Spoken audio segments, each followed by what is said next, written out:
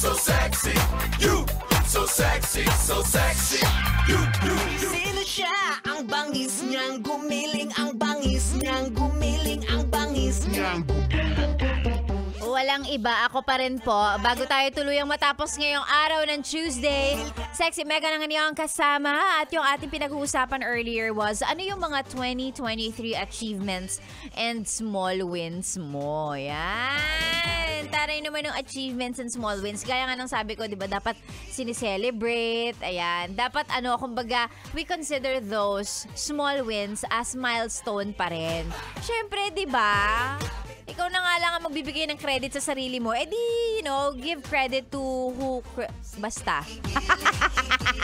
Basta yon, 'di ba? Kumbaga, i-reward or kumbaga, kilalanin mo yung sarili mo for it. Because, ikaw yan achievements yan. O, basahin natin yung mga achievements ng mga best natin, yung mga sinend nila dito sa FB page natin. Tulad ni Lenlen, sabi niya, Sexy Megan, mas mako-consider kong achievement yung nakapag-start ako ng very small business. Nakapag-open kasi kami ng maliit na tindahan sa bahay. Maliit na sari-sari store lang naman.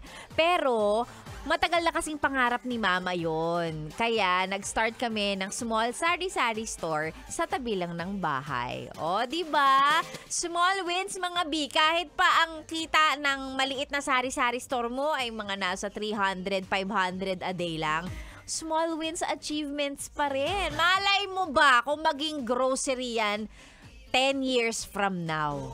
Diba? You'll never know. So yeah, congratulations sa baby sari-sari store mo. Ayan. Alam mo, dati gusto ko rin ng ganyan. Yung meron akong tindahan katabi ng bahay. Para pag bored ako lang yung magbebenta. O di naman kaya kapag wala ako sa mood, ako yung masungit na tendera. O ano kailangan mo?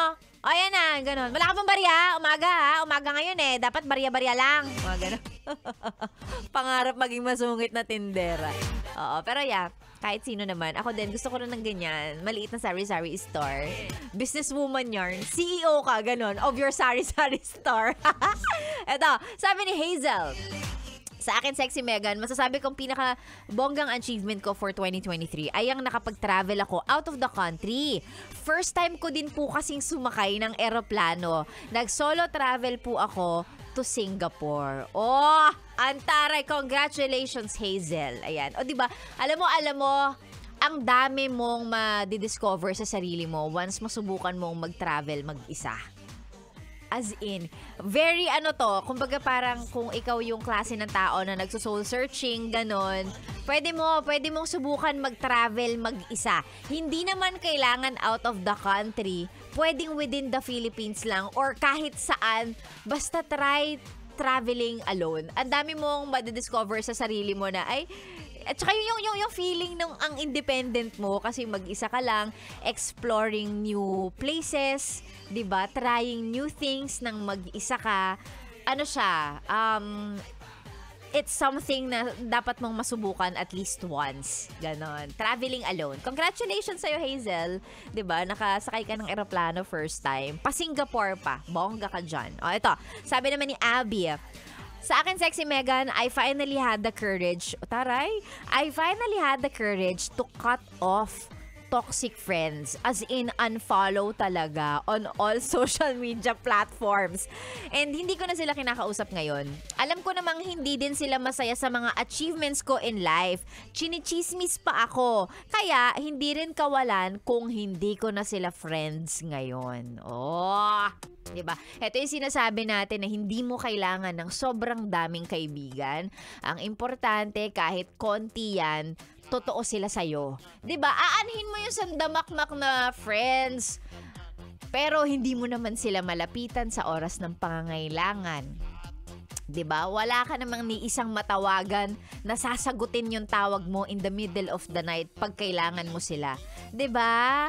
Walang ganun. Wala naman ni isa sa kanila ang masaya sa mga achievements mo in life. 'Di ba? Yung hindi naman papalakpak para sa iyo. So hindi mo kailangan ng sobrang daming kaibigan. Ang importante kahit konti 'yan, totoo sila sa iyo, 'di ba? Masaya sila sa achievements mo, 'di ba? Yung ganun, yung talagang suportado ka, ganyan. Oy, happy for you. Ano pangalan 'yun? Happy for you, Abby, na 'di ba? Nakapag bawas ka ng friend list. na hindi mo naman talaga friends. Ganun. Eto, sabi ni Maninika, for me, Sexy Megan, ngayong 2023, nag-resign ako at nakahanap ng better work.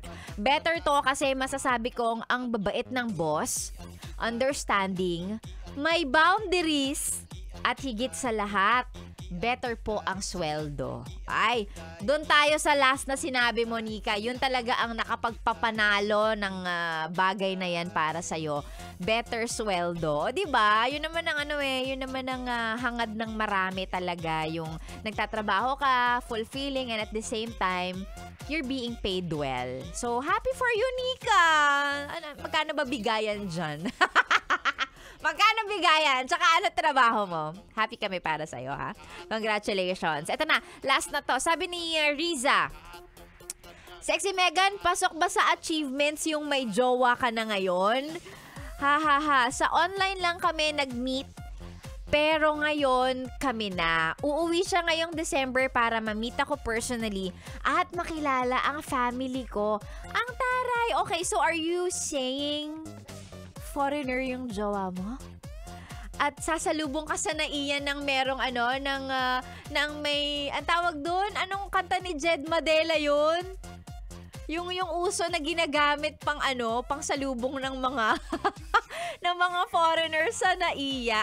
I'm happy for you, Riza, 'di ba? Sana sana magtuloy-tuloy yung relationship nyo na 'yan. Oh, 'di ba? Minsan talaga ang tunay na pag-ibig wala sa kapwa Pilipino, nasa foreigner. Charot.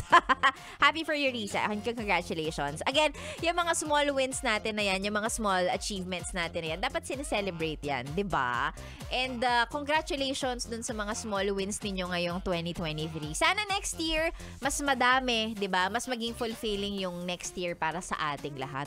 Wow, may pa ganon. Oo, mas fulfilling, mas maraming pera sana, ganon. Mas maraming pera, yun sana. Oo, yun tayo. Doon tayo sa part na maraming anda. Para hindi tayo masyado naghihirap. Okay, maraming salamat sa lahat ng sumagot sa ating pinag-uusapan or dun sa tanong natin ngayong araw na to. Bigyan lang natin ng daan. Bigyan ng daan talaga. Oo, kasi ang daming mga nag-message dito. So, sige, basahin natin. Yung mga nagpapa-shoutout. Wait lang. Ito papahabol pala, sabi ni Kaiser.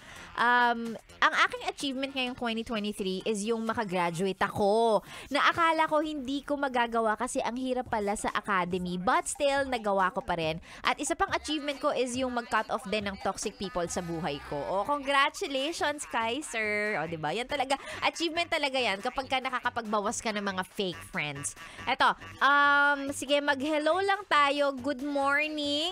On the way to Zambales, si Patrick. Ayan, nagpapa-fan sign pa siya. Uso pa pala yung fan sign. Charot. Eto din, si, Dave Ramirez ng Barangay 177 Caloocan, nakikinig habang nasa Skyway siya kanina. Good morning. Si Kuya Ronnie, magandang umaga. Si Perla, good morning. Pati na rin kay Patrick Macalino, kay Karen Nuneza at sa kanyang anak. Si Leng, sabi niya, pa-shoutout kay Mama Becky Barotilla. Lagi pong nakikinig ng Yes the Best tuwing umaga.